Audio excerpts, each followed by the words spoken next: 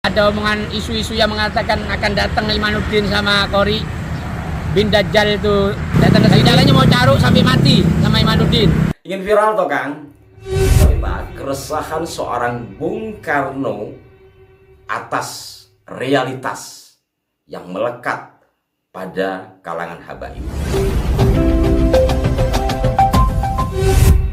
Assalamualaikum warahmatullahi wabarakatuh. Salam jumpa, salam sejahtera untuk Anda semua.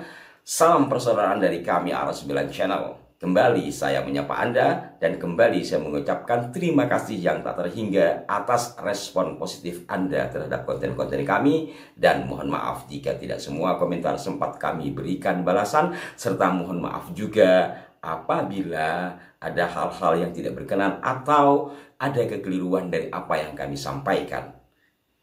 Sebelumnya, sahabat-sahabatku sekalian, saya mohon izin karena dalam edisi kali ini saya mengulas sesuatu yang nampaknya secara verbalistik ya kontraproduktif dari konten-konten kami sebelumnya yang banyak mengulas tentang pelurusan sejarah dan berbagai hal lainnya, serta juga seni budaya.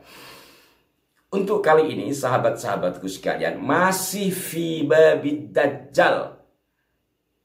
Jikalau pada edisi yang lalu, saya cukup temperamen mengomentari dari apa yang disampaikan oleh Pak Muhdor yang mengatakan bahwa Kiai Imad dan mungkin juga adalah orang-orang yang seirama dengan beliau dalam hal kajian Nasabah Alwi sebagai Dajjal.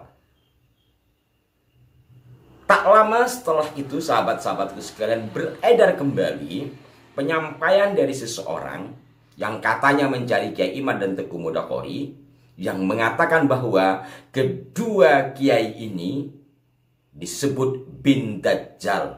Tentu ini adalah fitnah, karena bagaimana mungkin seorang manusia putra dari seorang Dajjal. Dan ini juga tentunya bagian dari ujaran kebencian. Ngantang carok pula. Agar ada sisi manfaatnya dari uraian kali ini, nanti saya juga akan coba elaborasi dengan realitas sejarah akan kedatangan kaum Hadromi, yang dimana diantaranya adalah dari marga habaib ini, mulai dari masa kedatangannya yang dicatat oleh Belanda, serta keresahan seorang Bung Karno atas realitas yang melekat pada kalangan habaib tersebut.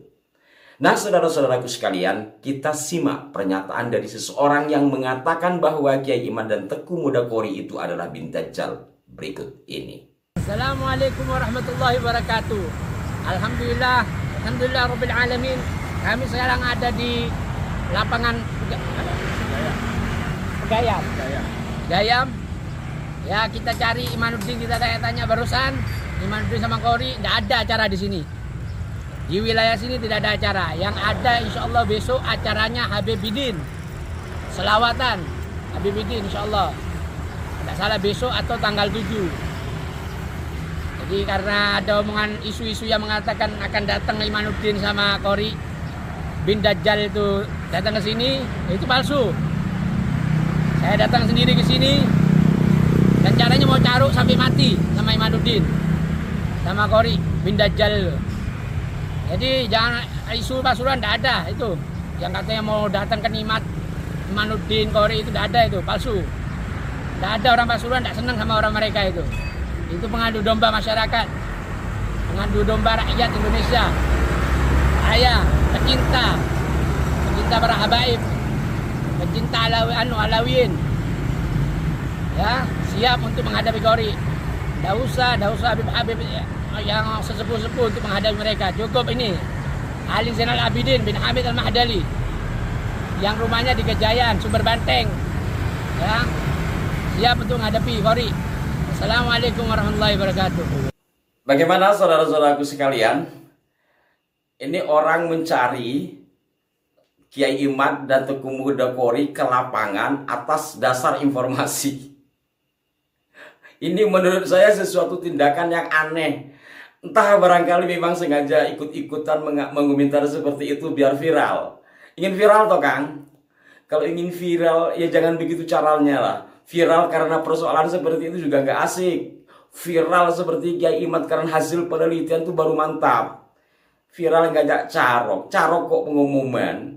Kalau mau pengumuman itu sampean daftar aja di MMA atau mungkin di ring-ring yang diperbolehkan dalam dunia olahraga bela diri. Piye toh? Dan itulah realitas yang terjadi, sahabat-sahabatku sekalian. Dan ini juga seperti yang saya katakan pada edisi yang lalu, bagian dari dokumentasi bahwa ada orang ngamuk-ngamuk karena ada penelitian nasabah alwi. Saya ketawa sajalah daripada marah-marah seperti edisi sebelumnya. Ya sekali lagi, kalau ingin viral, carilah sesuatu yang sekiranya bermanfaat buat umat. Bukan seperti itu, mohon maaf, nanti anak cucu sampean jadi malu gara-gara itu. Toh, apa sih maksudnya? Masa ya nyari orang? Kan sekarang zaman telepon. Apalagi zaman medsos. Satu pengajian itu, beberapa hari sebelumnya sudah beredar di medsos. Dan acara seperti itu pastinya besar kan? Dari kejauhan sudah kelihatan. Mas, aneh-aneh aja sampean itu. Nggak usahlah mencari sesuatu yang nggak jelas. Ini kan gampang ditebak begitu. Udah mendatangi seseorang, mau ingin begini, ingin carok sampai mati. Dan jelas-jelas di situ nggak ada acaranya. Kemudian pengumuman orangnya nggak ada. Lalu iya toh, gimana menurut Anda saudara-saudaraku sekalian? Tapi ya itulah bagian kelucuan dari mereka barangkali ya. Walaupun hal seperti ini sebenarnya tidak asik dan kontraproduktif ya. Nah, untuk itu sahabat-sahabatku sekalian ya, seperti yang saya katakan tadi bahwa saya akan coba elaborasi dari realitas sejarah. Bahwa ini mohon maaf, saya tidak mengeneralisir. Secara umum ketika Elwisi van den Berg melakukan penelitian tentang banyaknya orang yang disebut orang Arab pada saat itu, yang mana di masa Inggris pada 1812 ke atas itu dicatat ternyata salah, lalu van den Berg setelah diterima usulannya oleh Gubernur Jenderal Hindia Belanda, kemudian melakukan penelitian. Lalu ditemukanlah ternyata yang paling banyak itu kan dari Hadramaut ya. Hadramaut ini dibagi 4 golongan yang sering saya sampaikan. Satu diantaranya adalah golongan habaib ini yang pada saat itu disebut sayyid. Inti utamanya apa? Satu diantaranya ada sifat buruk mereka. Sekali lagi mohon maaf, tidak mengeneralisir. Sifat buruk mereka ini adalah senang mencari perkara, baik sesama mereka, artinya sesama pendatang lah gitu, atau juga kerap kali menentang hal-hal yang remeh-temeh terhadap pemerintahan Hindia Belanda, di antaranya nggak mau bayar pajak dan segala macamnya. Ini mohon maaf, silahkan Anda baca sendiri nanti dalam buku Hadramaut at Least Colonies atau dalam bahasa Indonesianya ya, koloni Arab di Nusantara. Ini jelas di sini dikatakan. Bahkan dalam pengantar yang dibuat oleh Profesor Karl Steinbring ada pernyataan yang nggak enak juga saya sampaikan ya, dari pegawai Departemen Dalam Negeri kalau istilah sekarang itu, seorang bernama Van Vleuten. Dia sangat mendiskriminasi lah menurut saya terhadap kalangan Hadromi ini. Dan juga bukan hanya dari Belanda ya, misalkan ini Hamid Al-Ghadri, Mr. Hamid Al-Ghadri, ini tulisan kaum Ba'alwi sendiri, ini juga menyitir hal-hal yang seperti itu. Artinya satu di antara simpulannya ada stigma negatif atas mereka. Kemudian ketika sudah era pergerakan menuju kemerdekaan, seorang Soekarno sempat mempertanyakan tentang persoalan sayyid ya. Saya garis bawahi, kalau menggunakan kata sayyid pada saat itu yang dimaksud adalah habaib, karena mereka kan ngakunya sayyid sebagai dzurriyyah Nabi. Maka Bung Karno pun juga menyebut sayyid. Dan ini juga pernah kami ulas ya, kami pernah ulas berkenaan dengan penyampaian Bung Karno ini yang dibukukan dalam Surat Islam dari Endeh. Itu surat-surat beliau terhadap ketua Persis, yakni Hasan Bandung. Sebagai kilasan saya akan bacakan beberapa bagiannya yang sempat saya copy. Tapi untuk jelasnya mungkin Anda nanti bisa menyaksikan di kanal ini, sekitar 1 tahun yang lalu kami mengulas itu, bahwa sebenarnya seorang Soekarno juga merasa resah ya. Dalam suratnya itu banyak hal yang diminta oleh Pak Karno, diantaranya adalah buku-buku. Bung Karno menuliskan dalam surat dari Endeh itu, kemudian daripada itu, jika saudara ada sedia, ini yang dimaksud saudara ini adalah ke Bapak Hasan Bandung, Ketua Persis pada saat itu. Kemudian daripada itu, jika saudara-saudara ada sedia, saya minta sebuah risalah yang membicarakan soal Sayyid, dalam tanda petik. Ini buat saya bandingkan dengan alasan-alasan saya sendiri tentang hal ini. Walaupun Islam zaman sekarang menghadapi soal-soal beribu-ribu kali besar dan lebih sulit daripada soal Sayyid itu. Maka toh menurut keyakinan saya, salah satu kecelaan Islam zaman sekarang ini ialah pengeramatan manusia yang menghampiri kemusyrikan itu.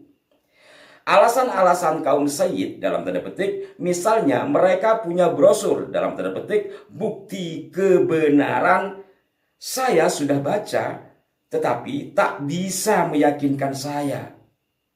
Tersesatlah orang yang mengira bahwa Islam mengenal suatu aristokrasi Islam. Tiada satu agama yang menghendaki kesamarataan lebih daripada Islam. Pengeramatan manusia itu adalah salah satu sebab yang mematahkan jiwanya sesuatu agama dan umat. Oleh karenanya, pengeramatan manusia itu melanggar tauhid. Kalau tauhid rapuh, datanglah kebencanaan. Ini diantara surat Bung Karno kepada Pak Hasan Bandung ya. Saya ulangi pada bagian yang menurut saya ini penting ya. Tersesatlah orang yang mengira bahwa Islam mengenal suatu aristokrasi Islam. Aristokrasi Islam ini kan yang umum dilakukan oleh mereka kalau kita membaca atau menyaksikan ceramah-ceramah mereka, yang dibuat seolah-olah luar biasa. Bahkan wali dari mereka itu bisa mengalahkan Syekh Abdul Qadir Al-Jilani. Walaupun sekarang di dunia ini Syekh Abdul Qadir lebih unggul, tapi kelak di akhirat maka faqih muqaddam lah yang akan lebih, dan sebagainya, yang banyak beredar videonya. Kok wali rebutan pengaruh.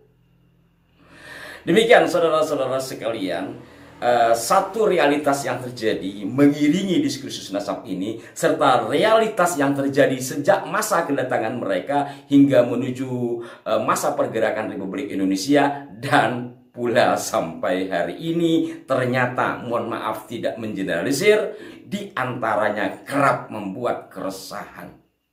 Dan keresahan yang paling memuncak sesama mereka tentu adalah perseteruan kelompok habaib ini dengan Syekh Ahmad Surkati. Yang dari sini kemudian lahirlah lembaga pendidikan di bawah Ahmad Surkati, yakni Al-Irsyad. Ini sangat umum ya, sangat umum. Mudah-mudahan bermanfaat dan mudah-mudahan Anda bisa mencerna hal ini sebagai bagian dari penelaahan atas satu persoalan. Mohon kritik dan saran yang membangun serta masukan yang konstruktif ke kanal ini. Sampai jumpa. Wassalamualaikum warahmatullahi wabarakatuh.